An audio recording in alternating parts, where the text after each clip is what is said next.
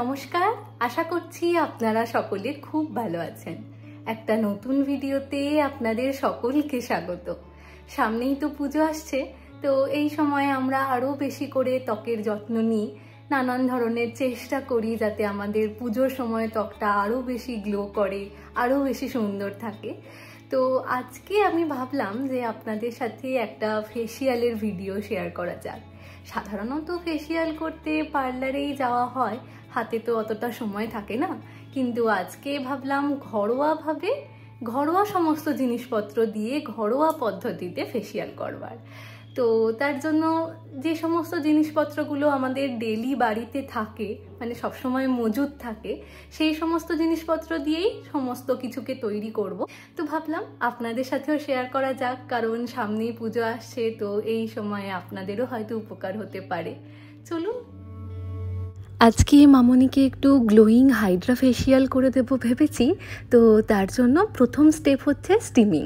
তো আপনাদের কারোর কাছে যদি স্টিমিংয়ের কোনো মেশিন থাকে তাহলে সেটাই ব্যবহার করতে পারেন।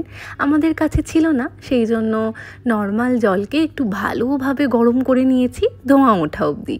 তো সেইটার উপরে ভালো করে মুখটাকে রেখে টাওয়ালে করে ঢেকে নিতে হবে। এরকম 5 মিনিট করতে হবে। তবে হ্যাঁ, একেবারে 5 মিনিট টানা মুখটা গরম জলের উপরে রাখবেন না, এতে স্কিনটা খুব ইরিটেশন হয়। মাঝে মধ্যে তুলে নেবেন, তারপর আবার একটু ঠান্ডা হলে আবার মুখটা এর মধ্যে দিয়ে স্টিমটা নিতে পারেন।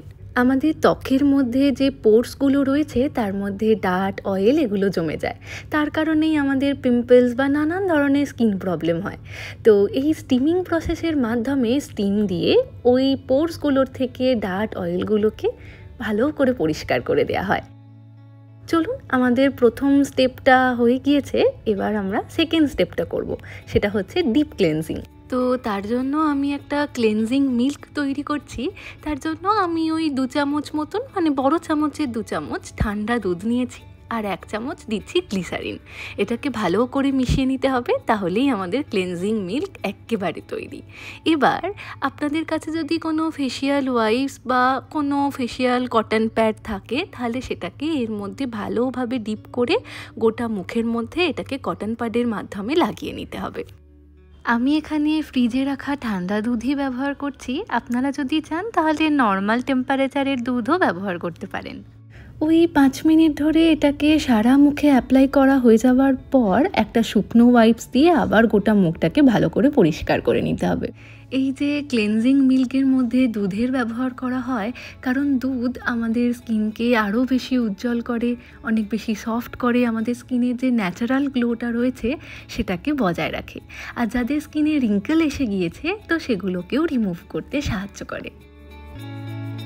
চলুন, আমাদের সেকেন্ড স্টেপও কমপ্লিট। এবার আমরা যাব থার্ড স্টেপের দিকে, যেটা হচ্ছে এক্সফোলিয়েশন। তুমি কি ঘাটটাকে হেলাতে পারবে? ভালো লাগবে? একটু পিছন দিকে জানা অসুবিধা নেই। ঘাটটাতে লাগবে না তো?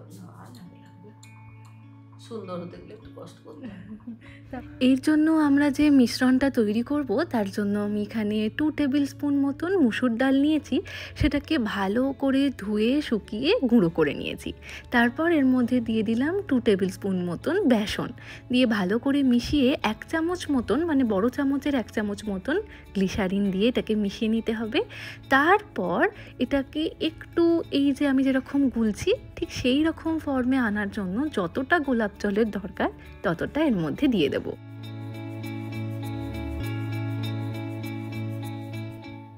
আমি এখানে যে গ্লিসারিনটা ব্যবহার করছি এটা হচ্ছে পিওর গ্লিসারিন।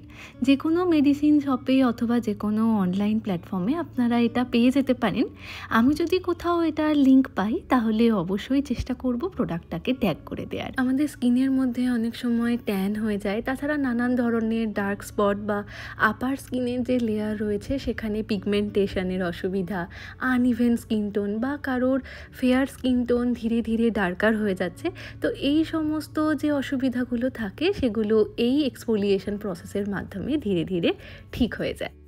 এটা অ্যাপ্লাই করবার সময় হাতে একটু হালকা গরম জল নিয়ে ভালোভাবে গোটা মুখে হালকাভাবে ম্যাসাজ করতে হবে।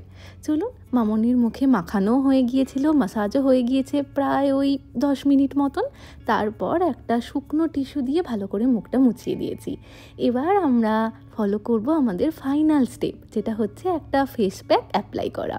তো এটাকে তৈরি করবার জন্য আমি এখানে 2 টেবিল স্পুন মতন চালের গুঁড়ো আর 2 টেবিল স্পুন মতন নিয়েছি গুঁড়ো দুধ, তার মধ্যে 1 চামচ মতন দিয়ে দিচ্ছি মধু আর 1 চামচ গ্লিসারিন। এটাকে একবার ভালো করে মিক্স করে নিই। তারপর থকথকে বানানোর জন্য যতটা গোলাপ জলের দরকার ততটা দিতে হবে। তাহলে লেবুর রসটা কখন দিই? এই যে এটাকে একবার মিশিয়ে নিই, তারপর দেবো। এবার লেবুর রস দিয়ে দিচ্ছি।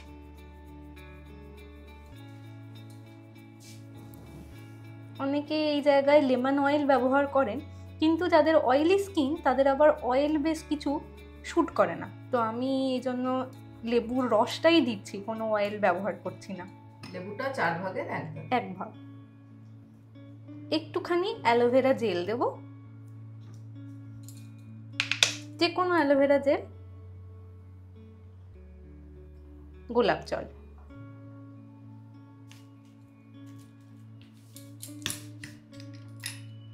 পুজোর সময় একটু মুখটাকেও চকচকে করতে হবে,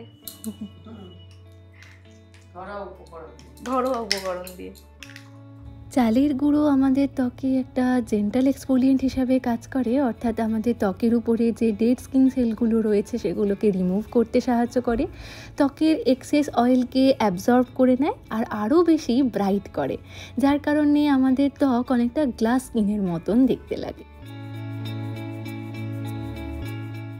আর প্রত্যেকটা জিনিসের মধ্যে রোজ ওয়াটার আর গ্লিসারিন ব্যবহার করার কারণ হচ্ছে আমাদের ত্বক যাতে একেবারে ড্রাই না হয়ে যায়, ত্বকের মধ্যে আর্দ্রতা বজায় থাকে আর কোনো রকমের ইরিটেশন, পিম্পলস এসবের সমস্যা যাতে না হয়।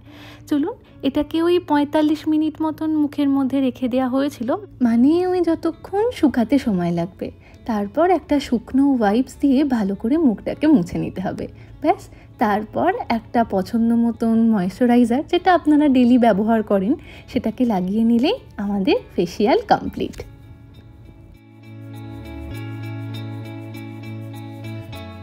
মামনির মুখ একদম চকচক করছে। মামনি পরিষ্কার হয়েছে বলো? বাহ, চলো। হ্যাঁ, গালগুলো নরম নরম লাগছে। হ্যাঁ, আমিও করলাম, আমারও মনে হচ্ছে না স্মুথ হয়ে গেছে মুখটা। পুজোর আগে রেডি আমাদের স্কিন।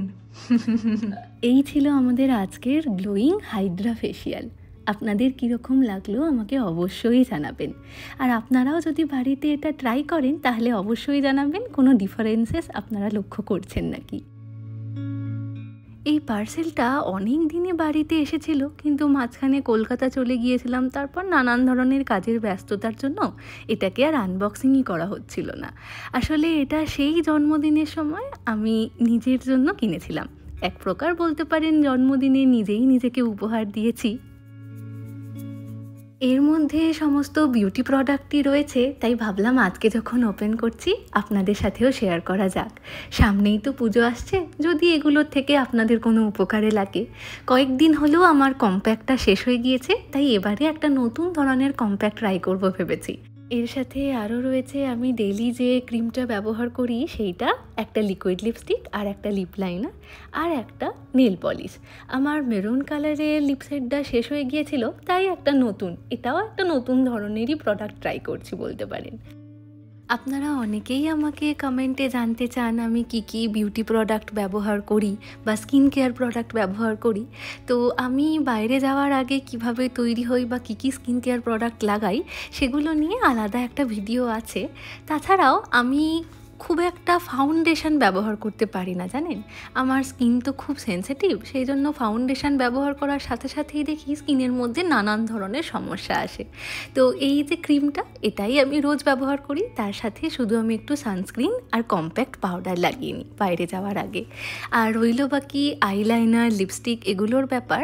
আইলাইনার আমি এক ধরনেরই ব্যবহার করি, যখন সেটা শেষ হয়ে যায় তখন অন্য কোনো ব্র্যান্ডের বা অন্য কোনো ধরনের আইলাইনার ট্রাই করার চেষ্টা করি। আর লিপশেডের মধ্যে আমি লিকুইড, বুলেট 2 ধরনেরই ব্যবহার করি। আমাদের আজকের রাতের ডিনারে রয়েছে গরম গরম ধোসা।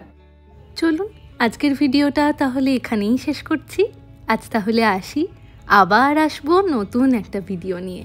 ততক্ষণ সকলে সুস্থ থাকবেন, সচেতন থাকবেন আর সকলের খেয়াল রাখবেন।